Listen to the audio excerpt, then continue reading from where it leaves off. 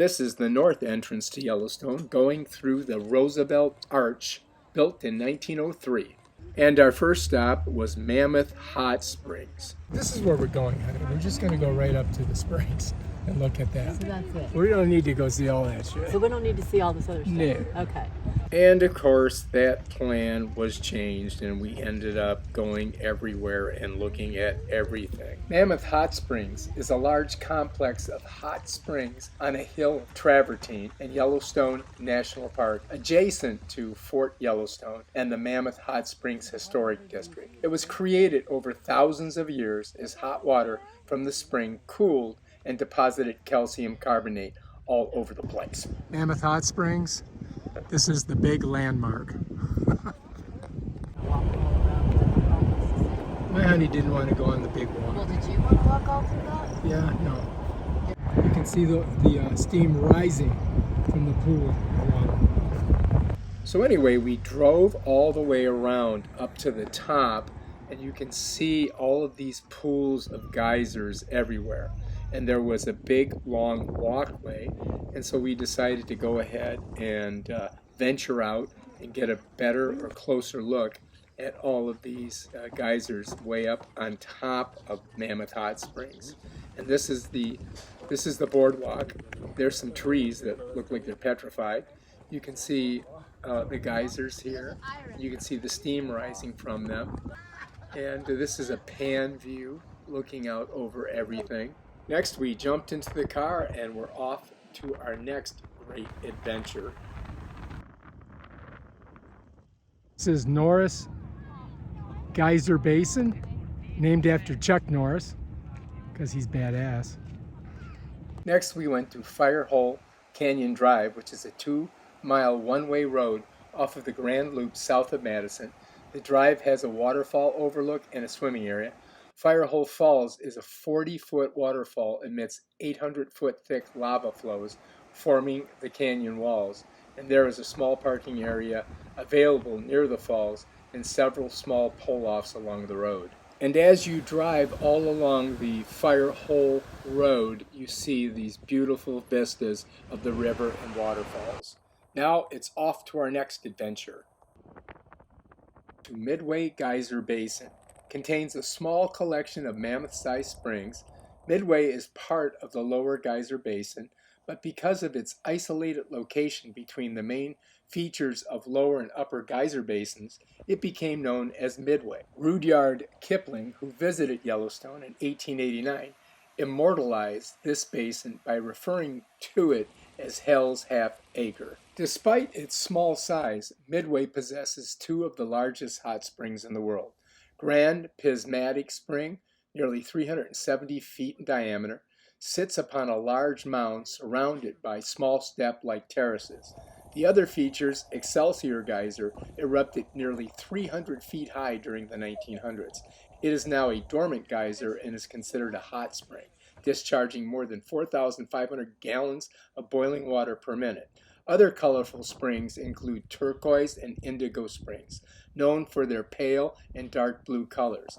Across the Firehole River from Excelsior and Grand Prismatic Springs are a series of small, isolated, pristine springs and mud baths. The Rabbit Creek drainage possesses some colorful and unusual features, and most are unnamed.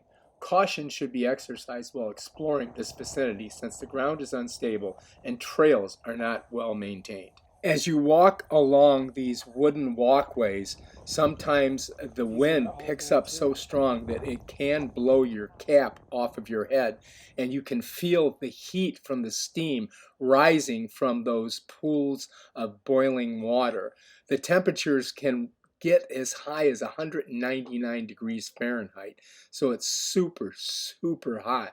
The vistas that you see here are just amazing. The colors are like a painting by Van Gogh. Look at this right here. It's just phenomenal. So this is something that you're only going to see in Yellowstone Park, and I highly recommend taking a trip there once in your life. All of Yellowstone is a giant caldera or super volcano. This entire area is geologically active, and you can see steam coming out of everywhere you drive.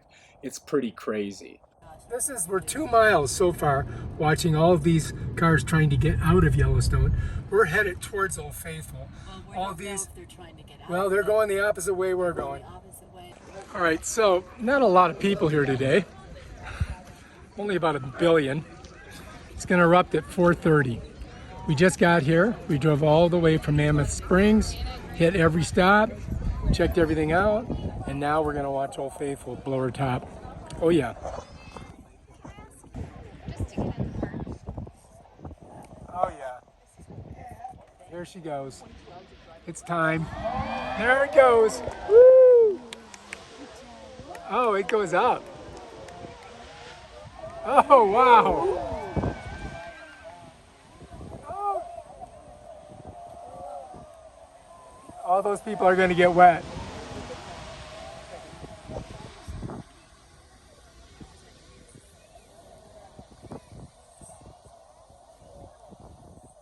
Wow. Let's get a look close up of where it's coming out of. Oh yeah.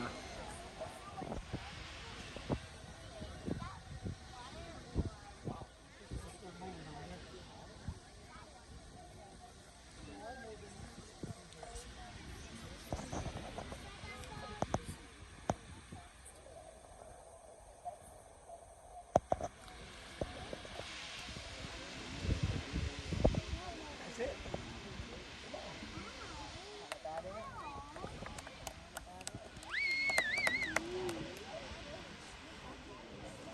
It's still going. Not as strong.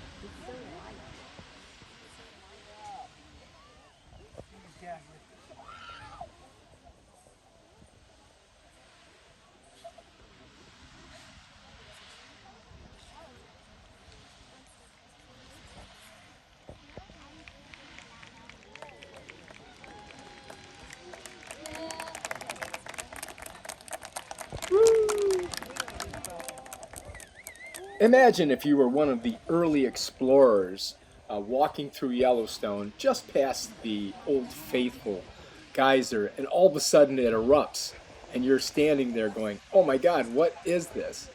Wouldn't that be amazing to be the first one to see this? From what I understand, the early settlers used to wash their clothes Yeah. in geysers. Pretty crazy, huh? See how long it does it.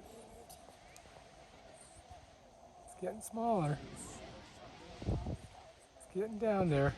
So the Park Service lists the approximate times when Old Faithful's going to do her thing, I guess you could say, and you can get that on their website. We were staying at the Old Faithful Inn, and they had a little sign with all of the times that Old Faithful was going to erupt written out. So it was pretty approximate, so you could probably get there 15 minutes, give or take, before she blows her top and be able to see it. We actually saw it erupt, I think, 2 times while we were there, which was pretty cool. Old Faithful is not the only geyser, but it is the most reliable one. Steam. Well, because by the time it drifts, it cools down. So how big is that hole that comes out? It's pretty good size, huh? Is it? Yeah. We'll have to Google it. Just a couple last squirts. Almost done. All right, we're done. All right, a little more.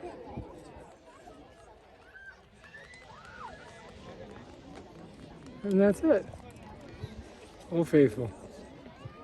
Almost 4 full minutes. Yeah, 3 minutes and 54 seconds.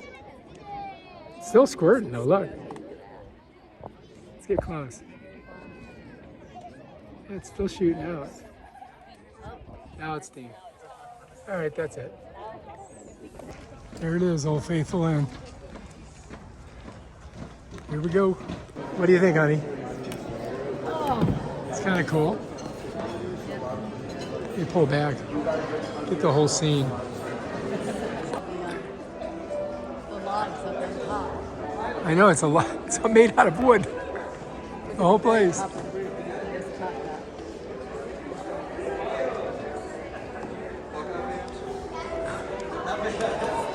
Is that insane?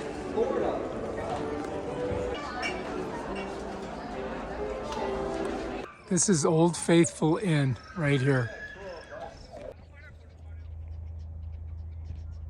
We were just taking a walk behind Old Faithful and realized all these other geysers are all over here. This is a very geologically active area.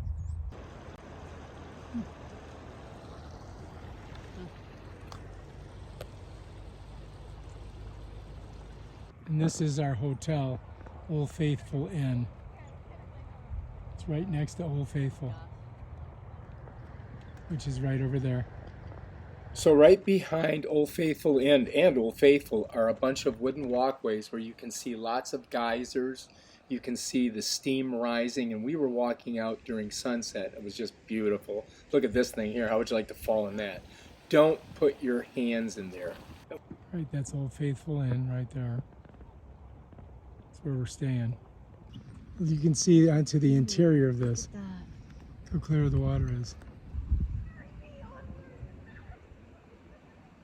Here's the other side of Old Faithful. I'll try to move the shadow together so there's just one. No, both of our shadows, so we see each other. Look at that. All right, there is Old Faithful and Old Faithful Inn. Look how close they are together. And Old Faithful looks like it's about ready to blow again. All right, if you like this video, check out all my other awesome videos on Yellowstone Park.